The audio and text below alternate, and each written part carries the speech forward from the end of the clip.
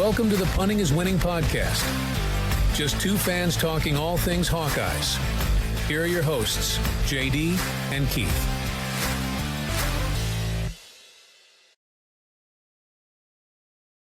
Welcome back, Hawkeye fans, to Punting is Winning, the All Iowa podcast. We're your hosts. I'm your co-host, Keith. This is my co-host, JD. We are here. This is our 30th episode. Kind of a milestone for us. And I think this is the episode that was probably the hardest assignment to do, in my opinion. So what we're going to do today, we'll cover our question of the week last week, which was, I'm at a loss. Iowa's last winning season prior to Hayden Fry. Yes, when was Iowa's last winning season prior to Hayden Fry? And you had to go back a long, long way. To 1961. 1961, under Jerry Burns. Iowa went 5-4. Year previous, they were 8-1, and Rose Bowl champions. I think so. Is that the year they played Cal, or was that Oregon State? I think that was Oregon State. Might have been. Yeah, we did have a couple of listeners get the answer correct, so it was very nice to see somebody contribute to the show. Yeah, and shout out to Dean, and then was another listener that used a listener number or whatever. So, I guess K would be the answer because, or the person, because that's who had a K in front of their name. So whoever that is, I have some suspicion who I think it is, but I'm not going to say.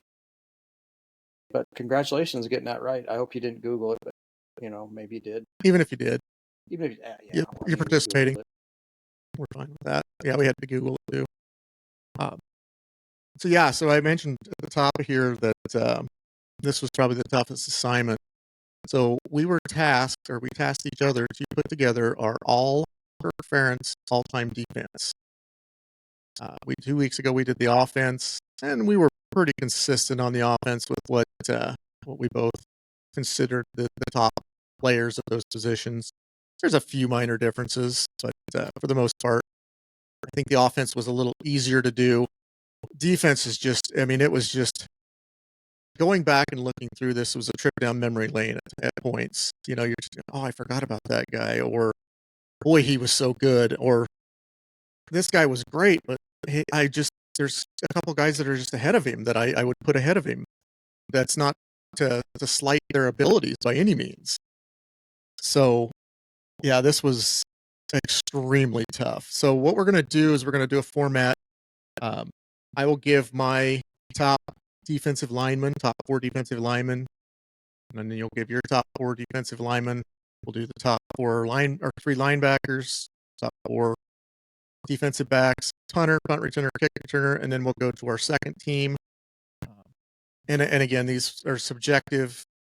Some people would have what we have second team as first team, and vice versa. And guys that aren't even on our list, but certainly deserve to be. If I could go three deep, there would be a completely different list here. But trying to limit it to two deeps, and that was, it was tough. So I will start it out with my top four defensive linemen. I kind of broke it down just a little bit differently. I did defensive end, defensive lineman, but they're all defensive linemen. Iowa plays a 4-3-4 scheme, so defensive end, defensive tackles, they're all defensive linemen. So my number ones, I went with Adrian Claiborne, AJ Epinesa, Aaron Campman, and Jaleel Johnson. Now, some people might question the Jaleel Johnson, but I think he had one of the most important tackles in an Iowa season when he tackled the running back in the end zone against Michigan in 2016. That got us on the board, and that was what propelled us to jump-started, propelled us to a win there against a previously unbeaten and ranked number 2 in the country at the time, Michigan team.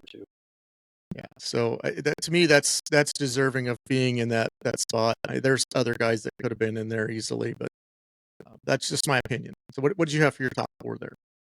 Okay, I didn't really rank them in order or anything like that, so I'm just going to go with my 4 that I think deserved. Let me get my camera back and focus. There we go. That I thought would deserve to be starters. We have 2 that are the same. I went with Matt Roth, Okay. AJ Epinesa, Adrian Claiborne, and Jonathan Babineau. Yeah, I can see those. I just, yeah.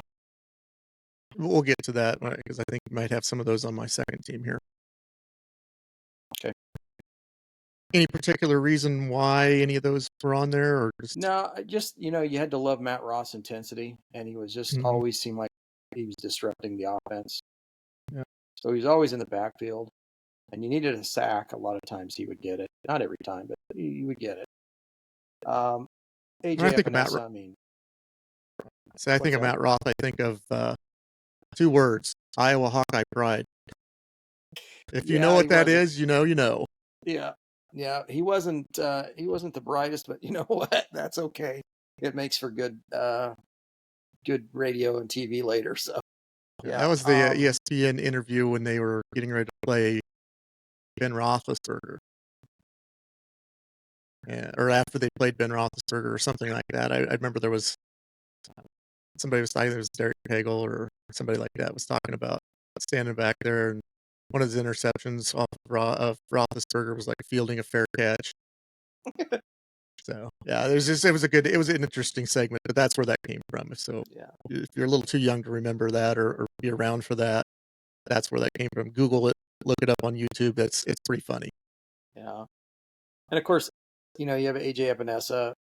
I mean, you don't need to say anything more. He's a star in the NFL at this point. Adrian Claiborne, the block punt against Penn State and taking it to the house. That was important because I think we were down at the time, weren't we? And that happened. Iowa was, I think. Yeah, it was like 10-5, maybe 14-10, maybe. And then Jonathan Babineau back in the day, seemed like he was always making the tackle, and he was a solid defensive lineman for Iowa. And I heralded. Babineau was a converted fullback to a defensive lineman. He started out, yeah. Interesting. I think let's change it up just a little bit. Let's do our second 4 on the defensive line. Let's just go ahead and wrap up the defensive line. Sure. So my second 4, I had Matt Roth, Jonathan Babineau, but I also had Parker Hesse because he seemed to make the plays when he needed them. The interception, the tip interception against Nebraska, just several key plays in his career, and a converted quarterback out of high school to defensive line. And then my other one was Anthony Nelson. Yeah, good choices. We're going to be different on this one, I think. Yeah. Any reason why you went with those for second team? Just like you talked about Matt Roth, he just seemed to be able to make plays. We talked about Parker Hesse, Babineau. He was solid. I was waffling between Babineau and Christian Ballard, actually. And Colin Cole was another one that I had thought, because Colin Cole was strictly on the fact that he was the start of that. He was the first year in Kirk Ferentz's system, and he stuck with it coming out of Plantation, Florida, and I just looked at production wise, and these guys just produced game in and game out, and obviously there's people you could put in there in their place, but I just remember the plays that stick out in my mind a lot of in Hawkeye lore. Those guys were involved in it. Yeah, I don't think you could go wrong with this. And obviously, there's names that were left out. But I've still got my 4 yet to do on my backups. You want me to do that now? Yeah, go ahead. Okay. I went with LeVar Woods. Okay. He was also right at the end of the Fry early part of the Ferentz era. Jared Klaus, Matt Kroll, and Mitch King. Okay. Kroll Yeah. and King were always the tandem that seemed like they were very disruptive. Undersized guys that were just always in the backfield. Yeah, big hearts, always running 100 miles an hour. They're like little small trains that you just couldn't get them stopped. Yeah. But they were successful and they did a very good job. And I think I don't know which King had a little bit of a drink of water in the NFL, but I don't know how long, maybe a year or two, maybe. But yeah, LeVar Woods, obviously good enough that he's on the coaching staff. Right. One of the top assistant coaches in the country, I think. But I had other guys here that I could have put on.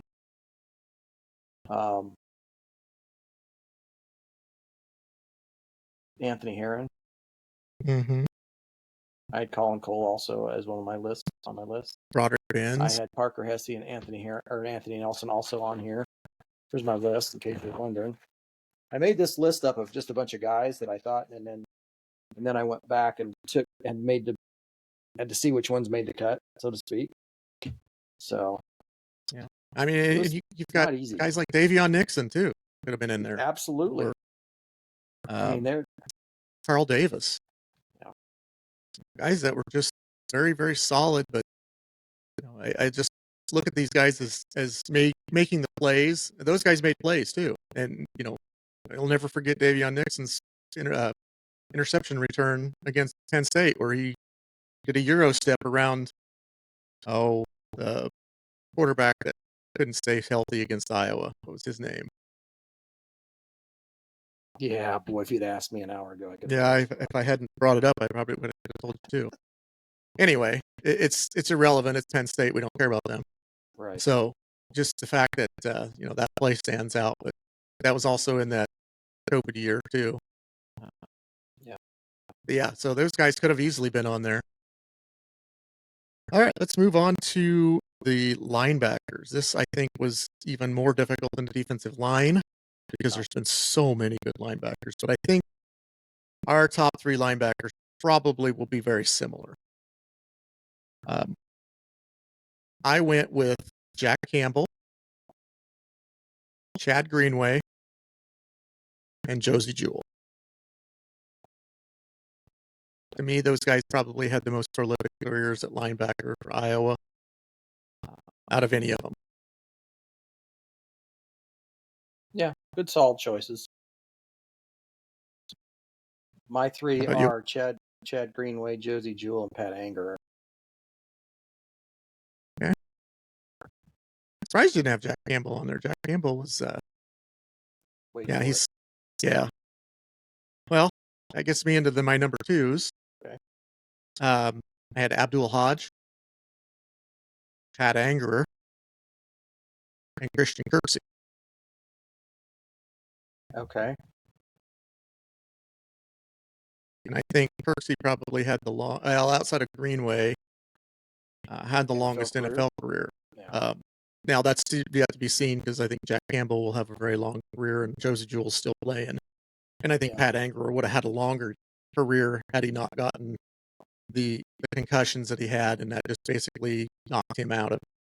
Kind of derailed his career. Yeah, kind of derailed his career. But hey, he's starting a new career as a broadcaster this year, so I think things have worked out for him.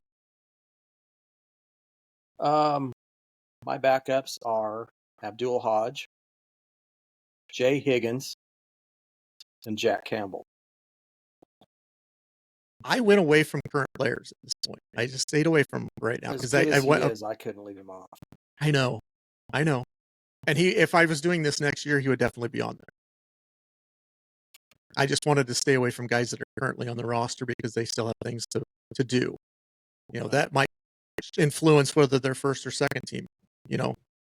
Boy, it's going to be hard to get to the first team when you've got Chad Greenway and Josie Jewell both on there and Jack Campbell on yours. I mean, that's tough. Yeah. I mean, you'd have to really have a senior season that likes of very few have ever seen. Well, Jay Higgins was he an All-American last year, wasn't he? Oh yeah. And a two-time All-American could bump one of these guys from the list because none of them were two-time All-Americans that I know of. Yeah. So, but as if we do this again next year, it might change. I might say he could go to the first team. Yeah, and this is leaving off some guys that were phenomenal linebackers. Oh my God, the linebacker Seth Benson, Ben Neiman, Nick Neiman, Fred Barr, Aaron Campbell, James Morris, Anthony Hitchens, Mike Klinkenborg, Mike Humple. My God, the list, Joe Evans. The list goes on and on and on. Yeah, Joe Evans was defensive line more than he was a linebacker. But he did play a little. Didn't he play a little cash or? Play D end more than anything that I remember. Anthony Hitchens. But yeah, there's so many, and who's to say a guy like Nick Jackson couldn't make it on there after this year too? He could. He's going to probably end up with the NCAA tackle all-time leader. There's just so many really good linebackers that have come through that could easily be on this list. Would be on this list for a lot of teams. So I'm 56, almost 57 years old, and when I think of linebackers, I think of two schools. I think of Penn State and I think of Iowa. And Ohio State. I know that there's other teams out there that have great linebackers lineage, but those are the two I think of: Penn State and Iowa. Penn State has always had good linebackers all through the 80s and 90s and early 2000s, and still has good linebackers. But when you go to Iowa, you just look at from 2000 basically. I mean, you could go back even to the Fry era, and some of the linebackers we had back then were still fantastic. So, Iowa's more tight end. I get that, but don't underestimate the linebackers that Iowa had. And has absolutely, and may have going forward. Yeah, absolutely. It's like I said, there's, and I also would throw Ohio State in that mix too. Yeah, guys that when you're thinking linebackers, James Laurinaitis, Katzenmoyer, yeah. Oh gosh, the one. Oh, there's several, but the guy that coached the XFL team or USFL team. I'm struggling today with remembering names. Must be my age. Memory. That's what happens when you get older. Yeah. So you want to knock down to defensive backs? Yeah, let's hit defensive backs. I think this one might have even been tougher than linebackers. It was tough. Because you stop and think about the fact that Iowa has had the top defensive back in the conference for the last 6 years. Several years in a row, or at least, yeah. So, I think my top 4 would be very, very hard to displace. So I had Desmond King, Riley Moss, Tyler Sash, and Bob Sanders. And again, I did it cornerback and safeties, not just straight defensive backs. So I did it more by position. I didn't necessarily break it down like strong safety, free safety, but I just did safeties in general. It's hard to argue with Desmond King. He, was an All-American, still playing in the NFL. Riley Moss, he was Mr. Touchdown Magnet, come pick six. Just had that factor, that it factor to him. Tyler Sash, that's nothing. What more do you need to say other than Tyler Sash? Yeah. I mean, one of the few guys on here that's actually a Super Bowl champ too. And Bob Sanders, the hitman, he's probably the guy that when you think defensive backs, he's probably the first defensive back that comes to your mind in the Kirk Ferentz era. Yeah. Okay. My 4 starting DBs are Bob Sanders, Micah Hyde, Cooper DeJean, and Josh Jackson.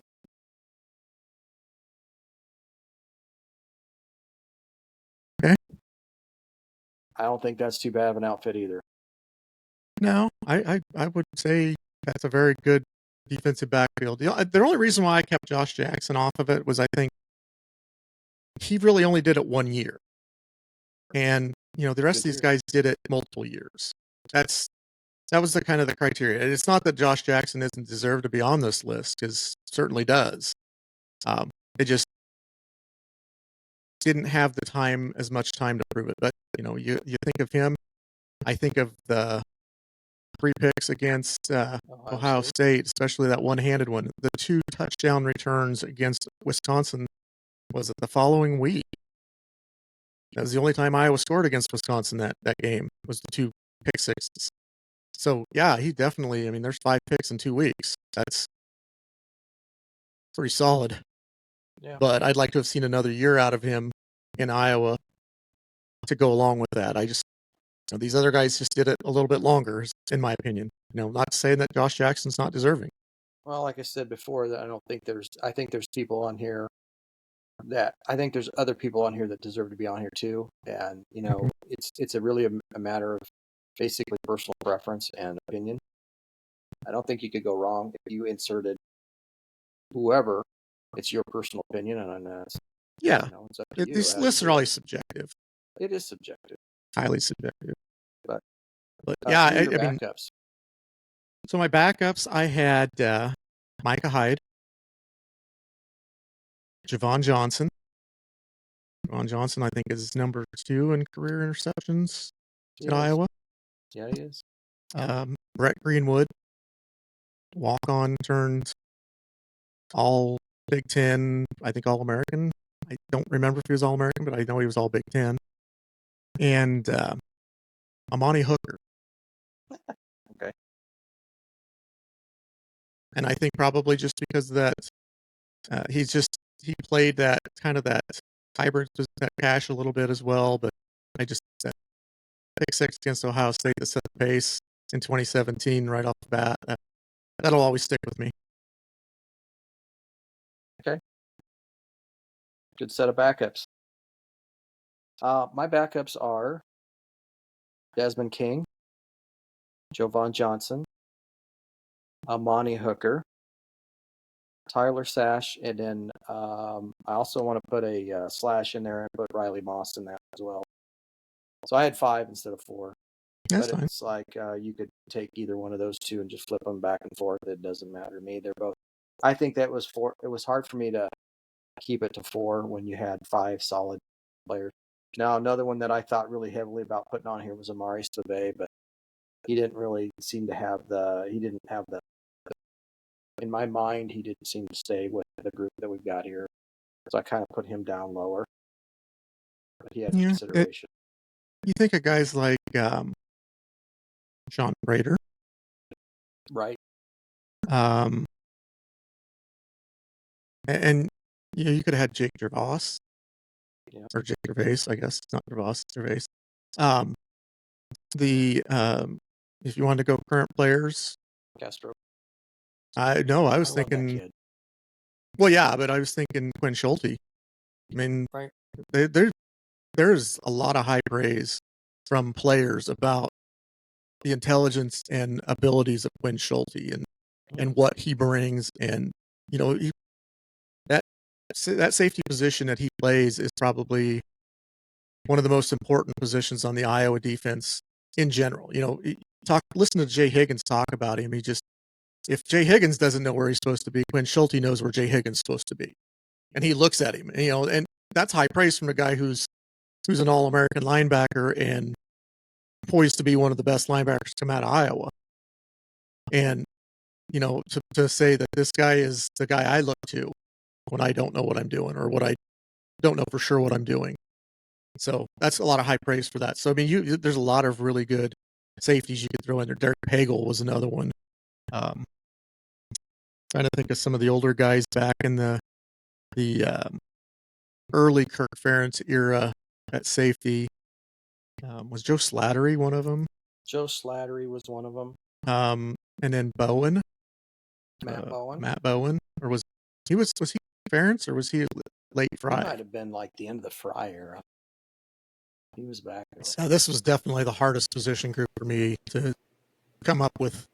Just 8 guys. There's so many guys that could have been on there that I just, had I been doing it at a different time, probably could have come up with 8 different names. Well, not necessarily 8 different names, but might have had some different backups or something, but yeah, it was definitely difficult because you think about the fact that they've had the defensive back of the year in the conference for the last 6 years. So it's hard I to kind have. of thought linebackers was a little more difficult for me, but hey, they're all tough. This was not going to be an easy assignment. We knew that going in. So I think we get into one of them that is pretty easy and pretty consensus. The punter is just probably a consensus for us. I obviously had Torrey Taylor. I think he's the best that Iowa's had since Reggie Roby. he was a Ray Guy award winner, wasn't he? Yeah. Probably. Yeah. Or that award was even available at that point. For Reggie Roby. Yeah. Well, I don't know, but I'm pretty sure Torrey Taylor was the Reggie Roby winner this past year. So yeah, not a lot of punters get drafted. No. You have to be pretty special talent to be drafted. Yeah, I would agree. I assume you had the same number one. I did. Yeah, Torrey Taylor, number one. Yeah, no real surprise there. I think the number two for me, I had Ryan Donahue. Could have gone with Jason Baker. Could have gone with Ron Caluzzi, but I went with Ryan Donahue because I think his average was higher. Yeah, good choice. I mean, Ryan Donahue would have been a great choice for me too, but I went with Jason Baker. I had a pretty long stint in the NFL. I believe he played mostly for the Kansas City Chiefs, but he could have played for other teams too. I kind of lost out where he went all the time. And I know he was with the Chiefs at one point. So he did have a pretty decent NFL career. I'm trying to remember. There was another guy that, maybe he was a kicker. It was Brian Hurley, but I think he was in the Fry era. That had a really strong leg. And I think he punted too, maybe. So yeah, punters is kind of a no-brainer. Yeah. It was just a struggle for who was number two. Yeah. Let's move on to punt return. I had Cooper DeJean as my number one. Yeah, I agree. Same. I think he was a special talent. I wish he could have come back for his senior year, but hey, when the money's there and you got to go. Gotta go get paid. Yep. Yeah, no risk, no sense in risking your livelihood essentially for him. If he gets hurt and has a nagging injury that he's just not going to be able to perform, that's quite a bit off the table for him. Right.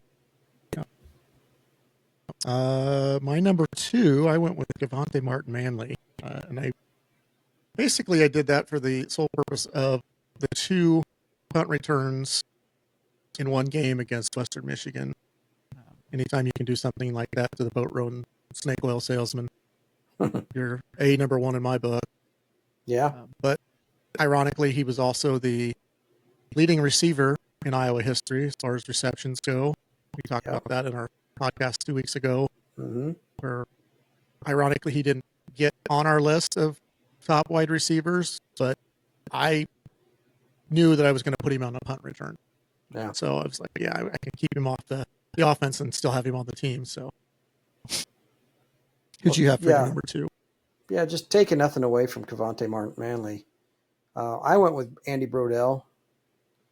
He had a lot of punt returns, but that one in the rain with Iowa State at Iowa, I want to say it was 06 maybe. I'd have to look that up. I think that's right.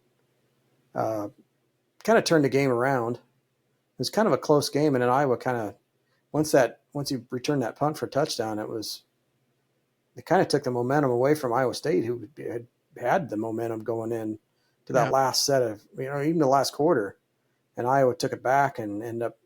Did they win by 10, maybe 24-14? But I want to say it was 17-9, maybe. Okay, that could be. So it was a close game, and that punt return for a touchdown really solidified the victory for Iowa. Might have been 17-3 even. I don't remember. He had some other pretty good returns, and had a good average, so that's why I put him in there. I hear he can fly. Yeah. I'll never forget that. He can fly. He had some wheels. Get out of Ankeny. Ankeny product, yeah. Yep. So that brings us to our last position here, the kick returner. Again, I think this is pretty easy for a number one for both of us, I'm sure. I went with Amir Smith-Marset. That's also who I went with. He was a game changer back there. I think back to 2019 when he had Nebraska had scored to tie the ball game, and he took the ensuing kickoff back like 98 yards for a touchdown and just totally took the momentum right back, and it was all Iowa from that point on. And then he did the same thing against USC. USC had just tied it up at, I think, 17. I think it was at 17. And he returned the ensuing kickoff for a touchdown. And, he did everything that game. He ran one in, he caught one, he ran one back for a touchdown, and darn near had one passing as well. So pretty easy kick returner number one. A little fuzzy on number two. There's a few guys you could have went with, but I went with DJK. Just he had a momentum-changing kick return against Ohio State at the Shoe in 2010, I believe, or 2009, when James Vandenberg was in for an injured Rick Stanzi, and they had like a 24-10 lead, I think. Ohio State had just taken a 24-10 lead, and he ran the the ensuing kickoff back for a touchdown, make it 24-17. Took the momentum back, and then Iowa ended up tying that game up there late in the fourth quarter, and actually had the ball with a little over like a minute and a half to go, right around midfield, and elected to punt and play for the overtime, because you're relying on your defense, because you don't want to give them the short field at midfield. You could debate that call till the cows come home. You're going to find guys on both sides of the fence on that one, but eventually losing that ball game in overtime. Nothing to hang your hat about, because that was a very good Ohio State team that year. And, I think a lot of people will agree that had Rick Stanzi not gotten hurt in that game prior to the Ohio State game against Northwestern, that's probably an undefeated Iowa team going to possibly a national championship game, or at least in the conversation for it. Yeah, I fully agree that had Stanzi not gotten hurt and was fully healthy going into Ohio State with a win over Northwestern, I think Iowa had all the momentum at that point. And I don't think it's really that much of a game, to be honest. I just think Stanzi would have picked apart Ohio State. Now, I'm not saying Ohio State wouldn't have stayed in the game, but it wouldn't have been a 31-31 tie at the end of the game. I think Iowa would have won that game outright. Yeah, I agree. I just think that was who knows? I think had he been there in that game and thrown a pick right off the start of the game, I think it was definitely over at that point, because you knew we were going to win. Yeah. I always had to start the games out with a pick six. Yeah. But, hey, that's what it took, and we won those games. I didn't care. Yeah, I hate to see that become a trend, though. Well, yeah. So, yeah, that's the guys that we got now. That puts a wrap on our all Kirk Ferentz defense. Very difficult assignment. Listeners, do you agree? Do you disagree? Is there somebody that we left out that we shouldn't have? Let us know. Put it in the comments. Bloop it down at the bottom there. Yeah, give us your top Ferentz defensive team. I'd love to see it. Yeah. So let's transition into our question of the week for next week. Iowa has been on kind of a tear for several years now of returning a touchdown or returning an interception for a touchdown. What I want to know is, what year was the last year they didn't return an interception for a touchdown? And you got to go back quite a ways. I'm not going to give you any more hints to that.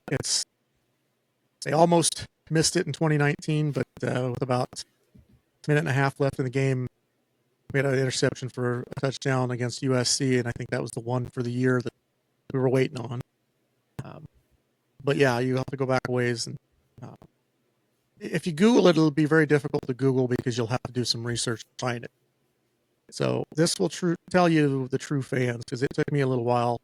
I remember the statement being made about how long it had been. I couldn't remember how long it was, so it took me a little bit to research this back to find out exactly how far back it went. So good luck with that question. And I will tell you, it's only happened like 3 times in the Ferentz era that he hasn't had a defensive interception return for a touchdown. So it's kind of a rarity. Mark the good defense. Yeah. So with that, let's go ahead and wrap it up.